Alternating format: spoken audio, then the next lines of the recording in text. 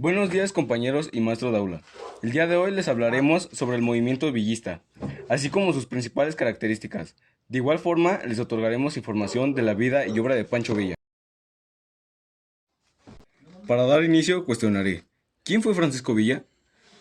José Doroteo Arango Arámbula nació en San Juan del Río, Durango, el 5 de junio de 1878 y murió en Hidalgo de Parral, Chihuahua, el 20 de julio de 1923. Conocido por su seudónimo Francisco Villa o por su hipocorístico Pancho Villa, fue un militar mexicano, que destacó como uno de los principales jefes de la Revolución Mexicana, reconocido como un ícono popular de la cultura mexicana, cuya actuación militar fue decisiva para derrotar el régimen del entonces presidente Victoriano Huerta.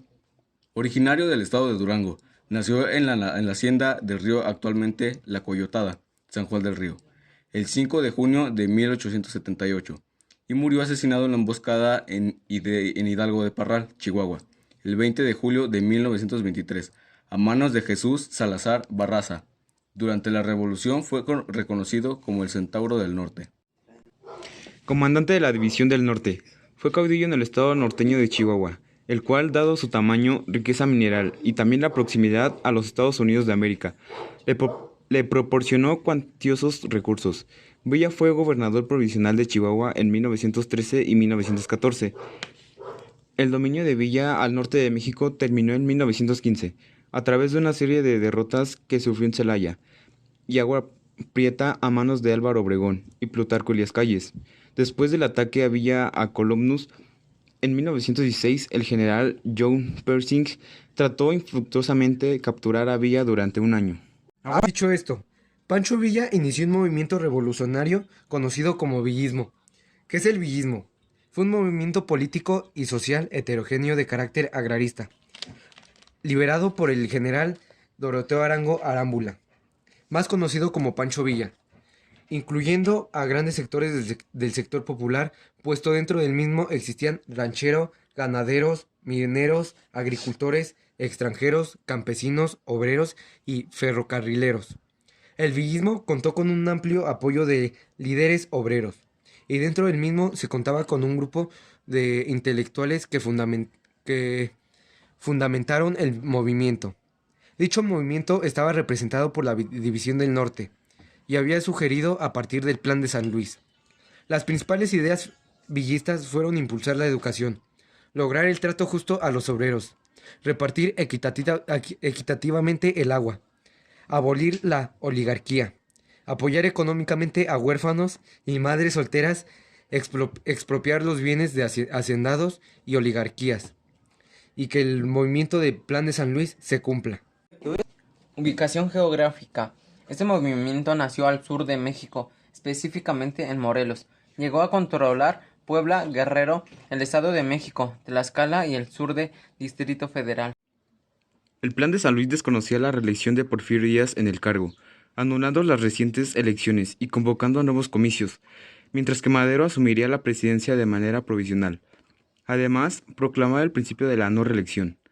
La fecha para dar inicio al levantamiento fue designada para el 20 de noviembre de 1910, a las 6 de la tarde. Como último punto hablaremos sobre los corridos. El corrido, al igual que su antecesor literario, el romance, presenta una gran dificultad para ser clasificado, por su amplitud, variación y plasticidad. Muchas veces se encuentra un corrido perteneciente a varias categorías, pero aún así se pueden clasificar en tres ramas principales. La musicóloga Yolanda Moreno Riveras considera que se distinguen tres grandes periodos del corrido mexicano, que son, el primero, en el año 1808 hasta la ascensión de Porfirio Díaz en el año 1876. 2. Desde los principios de la dictadura de Porfirio Díaz, quien ocupó la presidencia durante 7 periodos, desde el año 1876 hasta el año 1910. Y 3. Desde los inicios de la Revolución Mexicana, en el año 1910 hasta villistas. Los corridos villistas hablan de Pancho Villa y sus seguidores, y por lo tanto tratan de la historia y las batallas de la Revolución Mexicana. Estas composiciones exponen un punto de vista de revolución y se asocian con el norte de México. Por ejemplo, el corrido de Pancho Villa dice: "Yo peleo por la justicia, también por la libertad, y la quiero para el pueblo para toda la eternidad". ha vegetado por los grandes oprimidos, explicando algunas de sus posturas políticas y creencias, valores que tenía Villa. Uno de los corridos más famosos es el de la cucaracha, el cual estarán escuchando de fondo, que se hizo muy famoso en la Revolución Mexicana, porque mientras celebraba las hazañas del ejército de Pancho Villa, se burlaba de su enemigo, Venustiano Carranza. Esta canción tiene mucho simbolismo, algo muy común en los corridos revolucionarios. En esta composición se encuentra, por ejemplo, que la cucaracha representa al presidente Victoriano Huerta, quien era considerado un traidor por haber tomado parte en la ejecución de Francisco I. Madero.